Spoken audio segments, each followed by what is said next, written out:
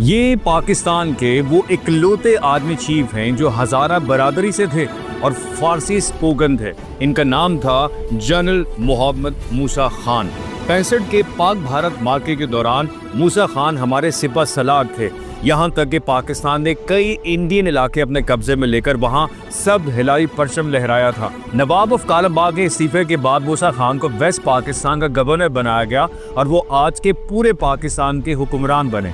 General जहाँ के दौर में वो सूबा बलूचिस्तान के गवर्नर बनाए गए। बतौर गवर्नर वो अक्सर सिक्योरिटी के बगैर ही कोयटा शहर के हज़ारा कब्रिस्तान चले जाया करते थे, जहाँ वो अपनी अहलिया की कब्र पर फातिहा पढ़ते।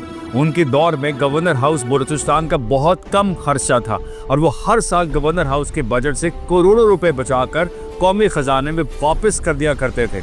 जनरल मूसा खान अहम तरीन सियासी ओहदों पर बड़ा जमान तो रहे, लेकिन उन्होंने कभी भी इंतखाबी सियासत में हिस्सा ना लिया। वो 1991 में 82 बरस की उम्र में चल बसे तो उन्हें वसीयत के मुताबिक ईरान ले जाया गया, जहां उन्हें हज़रत इमाम रज़ा के रोज़े के करीब सुपुर्द खाक कर दिया गया।